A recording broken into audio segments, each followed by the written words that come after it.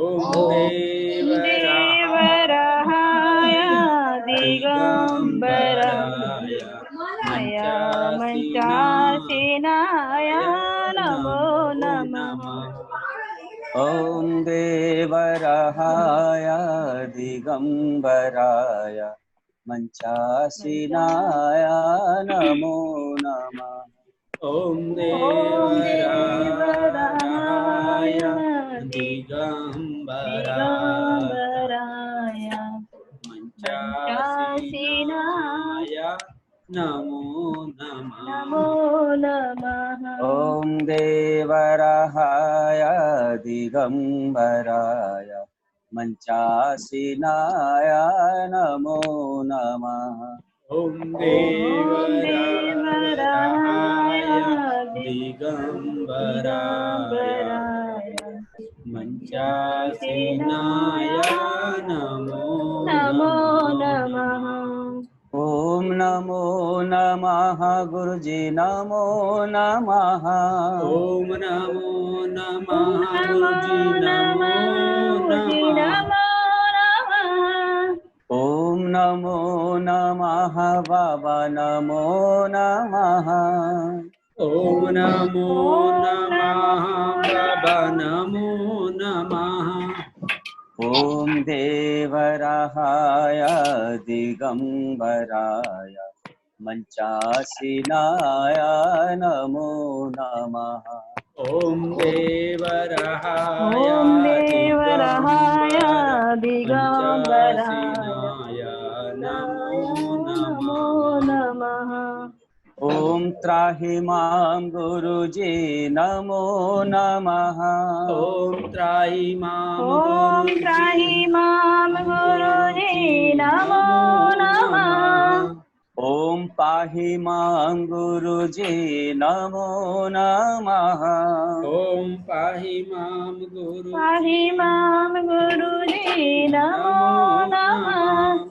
ॐ रक्ष मां गुरुजी नमो नमः। ओम रक्ष माम ॐ गुरुजी रक्ष मां गुरुजी गुरुजी नमो नमो नमः। नमः। ॐ सत्यनाम गुरुजी नमो नमः। ओम ॐ सत्यनाम सत्यनाम गुरुजी गुरुजी नमो नमो नमः। नमः। ॐ देवराहाय दिगंबराय मंचासीनाय नमो नमः। ओम ॐ देवराहाय देवराहाय दिगंबराय मंचासीनाय नमो नमः।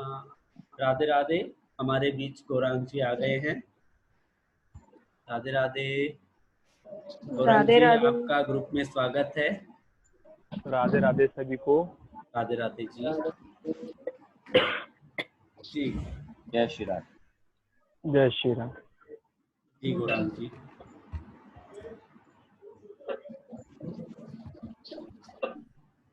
जी प्रभु। तो यहाँ पर उपस्थित सभी पवित्र आत्मा दिव्य आत्माओं को मेरा नतमस्तक प्रणाम। आपको भी और राधे राधे। हमारे जो रमन जी हैं उनको तो खूब खूब धन्यवाद, साधुवाद। आज का जो विषय है हम लोगों का, मैं कौन हूँ, मेरा क्या कर्तव्य है, मेरा लक्ष्य क्या है, मैंने मनुष्य तन क्यों पाया है, जगत क्या है, माया क्या है, इस पे हम सभी साधक विचार करेंगे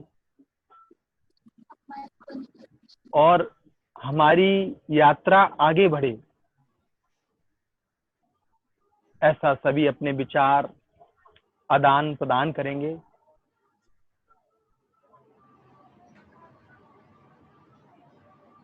तो आप बताइए कि मैं कौन हूँ, बताइए मैं कौन हूँ। जी पदम जी। जी बोलिए बोलिए रमन जी, बताइए और भी लोग हैं, बताइए। जी, सब जो पहले भी बाबा के मुझे भक्त सुनने हैं। वो बताइए कि मैं कौन हूँ, आप कौन है, मैं आपसे पूछ रहा हूँ। जी जी जी। क्या कहेंगे मैं कौन हूँ? यदि आपसे कोई पूछता है कि आप कौन है, रमन जी आप बताइए मैं कौन हूँ। बोलिए रमन जी।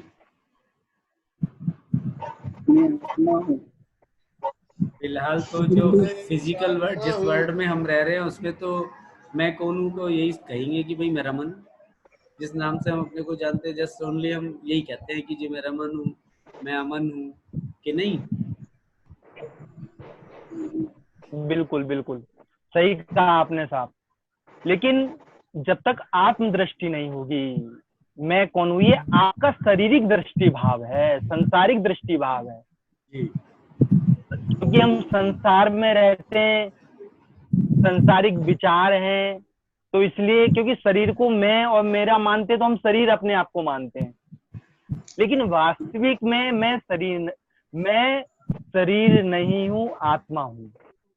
क्योंकि प्रभु जी हम कभी ये बोलते हैं कि मैं हाथ हूँ, कभी ये बोलते हैं मैं पैर हूँ, कभी बोलते हैं ये मेरा हाथ है, ये मेरे बाल हैं, ये मेरा शरीर है। मैं और मेरा, जी मेरा का मैं और संधि विच्छेद करेंगे साईं तो मैं और रा, इसमें दो है, मैं और रा।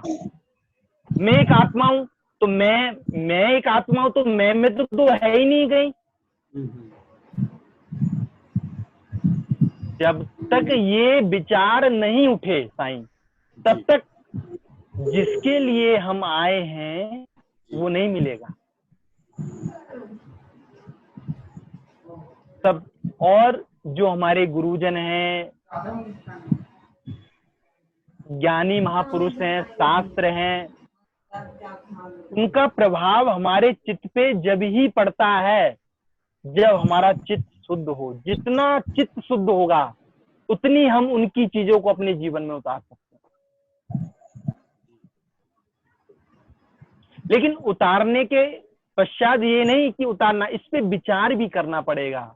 जैसे जिस साधक की स्थिति अनन्नमय कोष में है, उसको पूजा पाठ अच्छा लगेगा, कोई पाठ करना, कोई पूजा करना, अपना जो एक नॉर्मल व्यक्ति करता है, उसकी अनन्यमय कोष में स्थिति है। जो प्राणायाम, योग, साधना, योगा वगैरह करते हैं, उनको उनमें उसमें रस आता है, जिसको कि प्राणमय कोष में स्थिति है।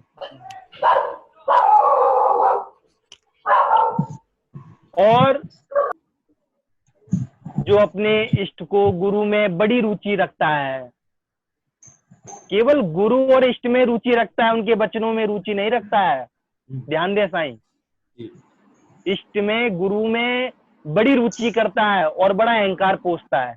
अहंकार बड़ा सूक्ष्म है साईं, वो नहीं दिखता जल्दी से, क्योंकि वृक्ष का आधार पृथ्वी है, पृथ्वी का आधार जल है, जल का आधार अग्नि है, अग्नि का आधार वायु है, और वायु का आधार पंचभूत है, और पंचभूत का आधार महाकाश है, महाकाश का आधार हमारा शरीर है, और शरीर का आधार इंद्रियां हैं, 5 कर्म इंद्रियां, 5 ज्ञान इंद्रियां। इंद्रियों का आधार मन है जो विचार करता है, मन का आधार बुद्धि है जो निर्णय करती है, और बुद्धि के बाद है अहंकार, बड़ा सूक्ष्म है महाराज। अहंकार के बाद प्रभु आपका स्वरूप है जो सत्य है, चित्त है और आनंद स्वरूप है। उसके बाद आनंदमय कोष की बात आती है महाराज। आनंदमय कोष की, जिस साधक की रुचि अध्यात्म में है। अध्यात्म क्या है? अध्यात्म है, अब हमने आपसे कहा प्रभु जी आपने रमन जी का इंस्टीट्यूट देखा है, बहुत अच्छा पढ़ाते हैं, बहुत अच्छी शिक्षा देते हैं, बहुत साधक प्रवृत्ति के हैं, बड़े सेवक हैं और बहुत सेवा कार्य में लगे रहते हैं। तो ये हमने विचार किया और इस पर डिस्कस किया, ये अध्यात्म हो गया। लेकिन आपने इसको सुनकर अपना बनाकर रमन जी के अपना रास्ता देखकर गोल चक्कर से सीधे अथोटी के सामने सीधे डेविड पे पहुंचे, तो बोले रमन जी के दर्शन किए, बोले हाँ रमन जी का साक्षात्कार हो गया। बस ये साक्षात्कार है और ये अध्यात्म। जाने बिन होए नहीं परतीति और बिन परतीत ना होए प्रीति। क्योंकि जब तक हम किसी के विषय में जानेंगे नहीं तो प्रेम नहीं उभरेगा आपके हृदय में, और जब तक जानेंगे नहीं प्रेम नहीं होगा, प्रेम नहीं होगा तो जिज्ञासा नहीं होगी, और जिज्ञासा नहीं होगा तो वो परम सत्य आपको प्राप्त नहीं हो सकता। देखो, जप करना, ध्यान करना, योगा करना, गुरु की सेवा करना सब बढ़िया है, ये चित्त शुद्धि के साधन है, ये आध्यात्मिक यात्रा में सहयोगी है, लेकिन ये लक्ष्य नहीं है। लक्ष्य तो मोक्ष पाना है।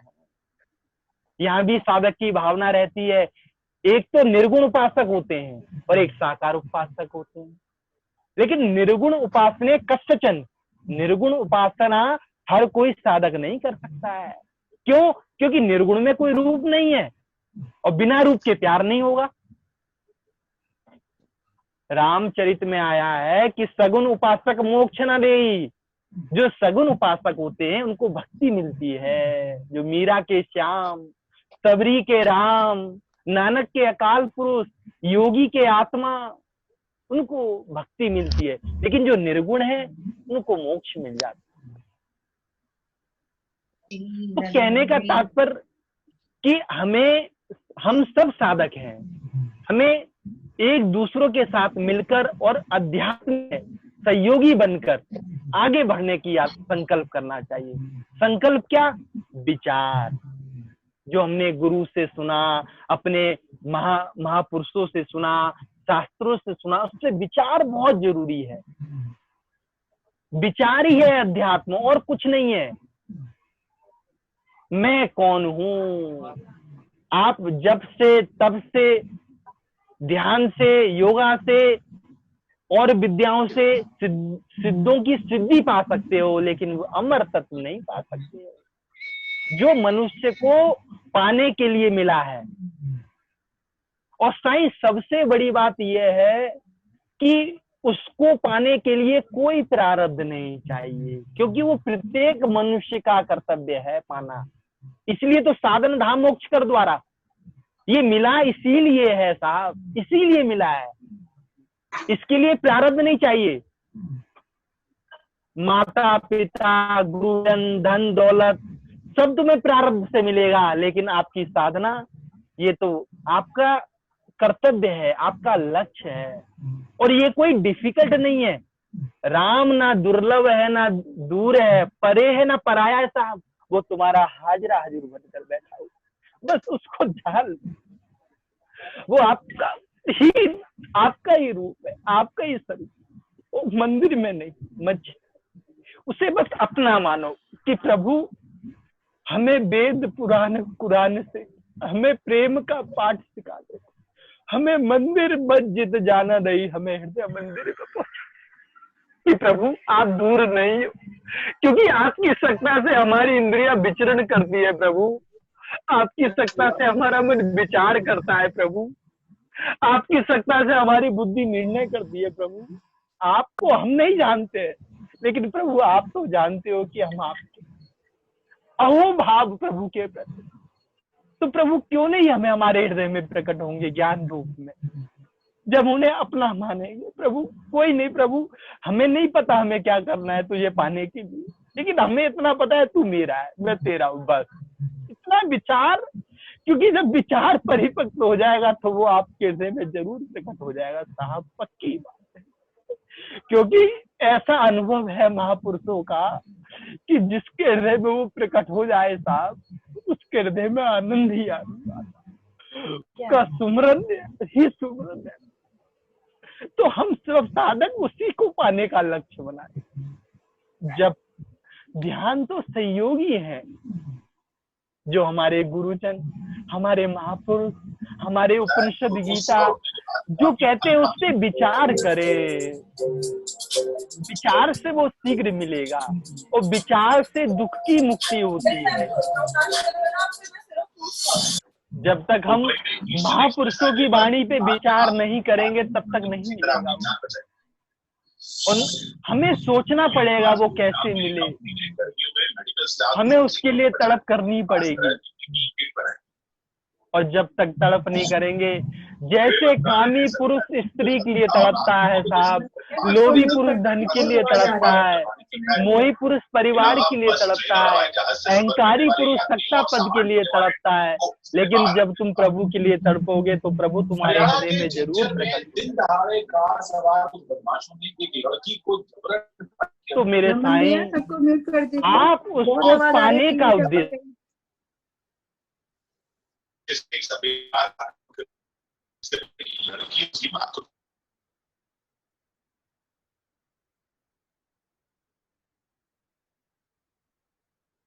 गौरांग जी, राधे राधे।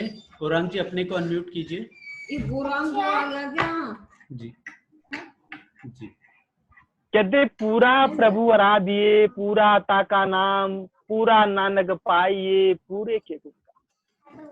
तो मेरे सभी साधक भाई, मैं भी साधक हूँ, आप भी साधक, आप भी ईश्वर के रास्ते चल रहे हैं, मैं भी ईश्वर के रास्ते चल रहा हूँ। एक दूसरों का सहयोग है बस, और कुछ नहीं। तो तात्पर्य क्या है? विचार कि मैं कौन हूँ। आप जप करें, देखो जप करते करते आप शांत हो जाते हैं, तो फिर विचार करें कि मैं कौन हूँ। ये विचार ना आए तब भी करो मैं कौन हूँ, मेरा क्या कर्तव्य है। देखो कोई भी हमें उस तत्व का अनुभव नहीं करा सकता, ना हाथ के द्वारा ना ज्ञान के द्वारा। आपका अनुभव ही आपको वहां तक पहुंचा सकता है, आपकी तड़प ही आपको वहां तक पहुंचा सकती है, आपका संकल्प ही आपको वहां तक पहुंचा सकता है। कोई नहीं कर सकता, ये पक्की बात है, कोई भी नहीं। जब तक भगवान कृष्ण अर्जुन के साथ रहे, लेकिन जब तक उन्होंने उस तत्व ज्ञान को नहीं दिया और विचार नहीं किया अर्जुन ने, तब तक नहीं भला हुआ अर्जुन का। तो महापुरुष के साथ रहे, संतों के साथ रहे, गुरुजनों के साथ रहे, लेकिन जब तक हम उनकी विचारों को महत्ता नहीं देंगे साहब, तब तक हमारी यात्रा आगे नहीं बढ़ेगी। हमें संकल्प करो, विचार करो। हमने सुना है कि हमें ऐसा करना है, तो निश्चित करो, आपके संकल्प में बहुत शक्ति है। अब कहते हैं कि जब करने में विचार उठते हैं, महापुरुषों का कहना है जहां से विचार उठते हैं वो ब्रह्म है। सभी मित्र ध्यान दें, क्योंकि सब एक घड़ी आदि घड़ी, आदि में पुनियाद, तुलसी संगद साधु के हरई कोट अपराध। अगर सत्संग की एक बात पकड़ ली तो वो ही इस भव से पार कर देती है साहब, पक्की बात है। क्योंकि हमने तो पकड़ी है साहब, इसलिए कह रहे हैं। जहां से विचार उठते हैं वो ब्रह्म है, जहां से विचार उठते हैं वो ब्रह्म है, और जो उठता है वो माया है। हमारी वृत्तियां जो है, जो वृत्तियां हैं वो उठ रही हैं। एक विचार से लेके दूसरे विचार की जो बीच की स्थिति है वो तप है, वो ही आपका स्वरूप है।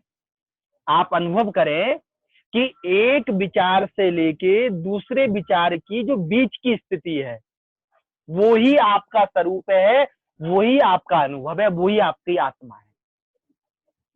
लेकिन जब आपके विचार शांत हो जाते हैं, वृत्ति मिट जाती है और वो विश्रांति आ जाती है, वो ही उस परमात्मा का अनुभव हो जाता है। वो आप अनुभव कर सकते हैं, लेकिन उसमें स्थिति नहीं बनेगी अभी आपकी। आप सुनकर, पढ़कर, लिखकर वो अभ्यास करोगे, लेकिन आप करोगे, आपको अच्छा भी लगेगा, लेकिन उसमें अभी स्थिति नहीं बनेगी। जब वो अनुभव होता है तो आपकी उसमें स्वतः स्थिति हो जाती है, फिर कुछ नहीं करना होता है। जैसे घाट वाले बाबा से कहा, बाबा आप हमारे आश्रम में रहो ना, आप जंगल में हरिद्वार या भर की पौड़ी पे काय को पड़े रहते हो, आप इतने बड़े ज्ञानी महापुरुष हो। बोले अपने आश्रम को यहीं ले आओ। बोले बाबा आश्रम कैसे आ पाएगा यहाँ?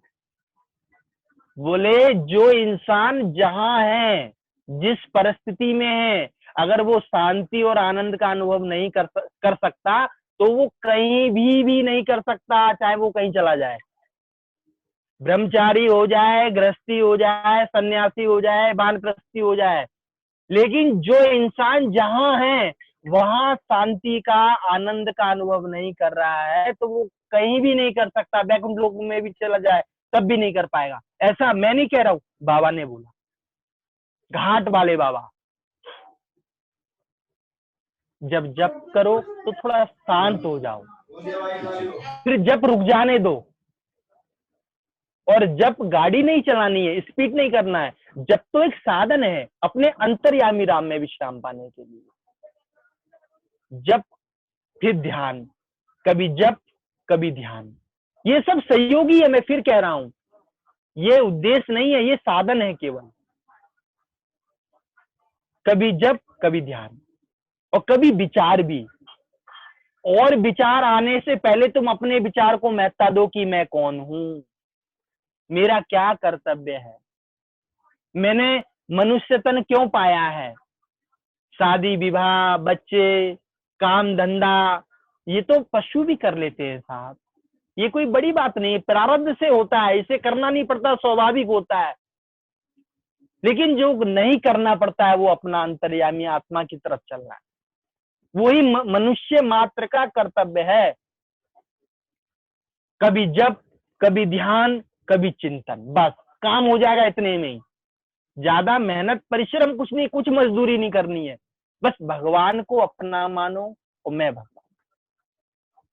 तो विचार जो तुम्हारी वृत्तियां है, जहां से उठती है वो परमात्मा है, जो उठता है वो विचार है, और विचार माने संसार। ये संसार माया है। जैसे सपने में अगर हमारी मृत्यु हो जाए तो हमें बड़ा दुख होता है, जब आंखें खुलती है तो सपना दिखता है।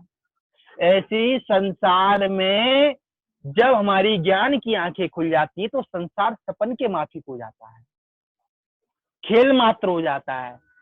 ये नहीं कि आप कहीं चले जाओगे आपको आत्मज्ञान हो जाएगा, नहीं, आप घर में रहोगे जनक जी की तरह, कबीर जी की तरह आप घर में रहोगे, फिर आपका भाव बदल जाएगा, बस विचार बदल जाएगा। आत्मज्ञान विचारों में परिवर्तन कर देता है। फिर आपको, जैसे रामकृष्ण परमहंस जी को कैंसर हो गया, लेकिन वो शरीर को मैं मेरा नहीं मानते थे, तो शरीर को कैंसर हुआ था, उनको थोड़ी हुआ था, तो उनको दुखी नहीं होता था, क्योंकि उनकी जो चित्त वृत्ति है वो शरीर से नहीं जुड़ी थी, आत्मा से जुड़ी थी, क्योंकि वो अपने आप को आत्मा मानते थे। हम लोग शरीर मानते हैं, तो शरीर को कोई दुख सुख होता है, कोई मान अपमान होता है तो हम घबरा जाते हैं, विचलित हो जाते हैं। तो रामकृष्ण परमहंस अपनी आत्मा को मैं मानते थे, शरीर को मैं मेरा नहीं मानते थे। और जब तक हम ये चिंतन नहीं करेंगे तब तक ये ज्ञान का प्रादुर्भाव नहीं हो सकता है। आप कितना भी जप कर लो, कितनी भी सेवा कर लो, और जितना तुम्हारा चित्त शुद्ध होगा, जितना तुम्हारी ऊंची स्थिति होगी, उतना तुम्हें अध्यात्म में रुचि होगी। अध्यात्म माने आत्मा में, मैं कौन हूं, मेरा क्या कर्तव्य है, मुझे क्या करना चाहिए, इसमें रुचि होगी, इसमें यात्रा आपकी आगे होगी। अगर इसमें यात्रा नहीं हो रही है तो समझो स्थिति आपकी नीचे है, उसको बढ़ाओ, संकल्प करो। संकल्प में बहुत शक्ति है, क्योंकि ब्रह्मा जी भी अपने संकल्प से ही संसार का सृजन करते हैं।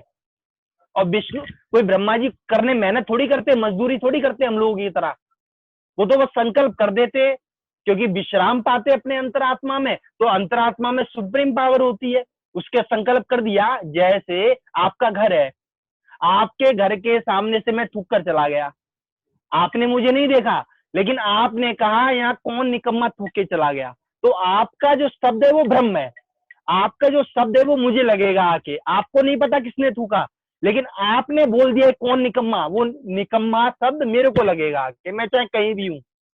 ऐसे ही ब्रह्मा जी भी संकल्प कर देते हैं, संसार का सृजन होने लगता है। विष्णु भगवान भी संकल्प कर देते, पालन होने लगता है, और महादेव ने भी संकल्प किया तो संहार हो रहा है। तो वो कहां से पावर आए? जितने कम विचार होते हैं उतनी साधक की पावर और शक्ति ज्यादा होती है।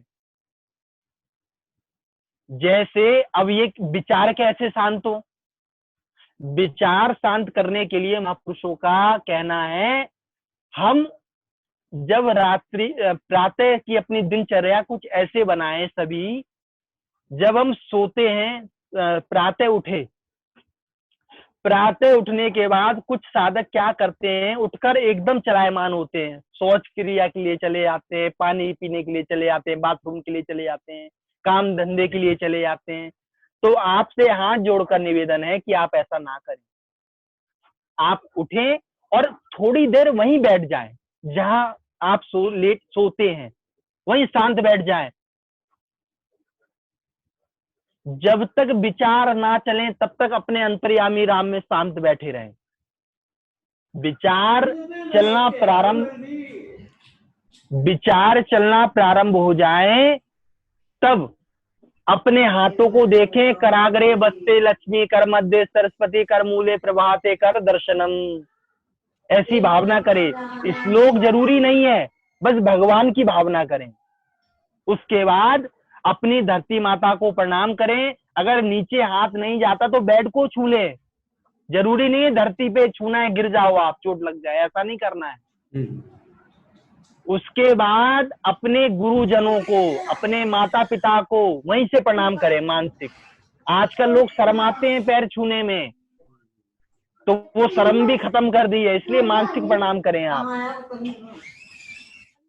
प्रणाम करने के बाद अपने स्वरों को देखें, कौन सा स्वर चल रहा है, सूर्य चल रहा है, चंद्र चल रहा है। स्वर दोनों चलते हैं, लेकिन किसी में श्वास ज्यादा आए वो कदम पहले रखे। जिस स्वर से ज्यादा, एक को दबाएंगे दूसरे को देखेंगे, दूसरे को दबाएंगे दूसरे देखेंगे, तो जिसमें से ज्यादा स्वर मतलब श्वास बाहर फेंके उस कदम को पहले रखना है। उसके बाद हो सके थोड़ा गुनगुना पानी पी लो, क्योंकि किसी का पित्त प्रकोप होता है तो गुनगुना पानी सूट नहीं करता, तो वो ताजा पानी पिए। थोड़ा टहलकर, अगर किसी थोड़ा टहलकर अपना फ्रेश हो। शौच क्रिया जाने से पहले मुंह पे मास्क जरूर लगाएं, ऐसा शिव पुराण में आता है। शिव पुराण में आया है, शौच क्रिया जाने से पहले जरूर। राधे राधे गौरांग जी, अभी इसका टाइम खत्म होने वाला है, तो प्लीज रिकनेक्ट कर लीजिए इसको, तो रिकनेक्ट कर लेंगे इस मीटिंग। ठीक है, ठीक है। ऑटोमेटिकली ये डिस्कनेक्ट हो जाएगा तुरंत, उसके बाद ही आप रिकनेक्ट कर लीजिए प्लीज जी। कंटिन्यू कीजिए अभी। अच्छा, बता देना आप मुझे। ऑटोमेटिकली डिस्कनेक्ट हो जाएंगे।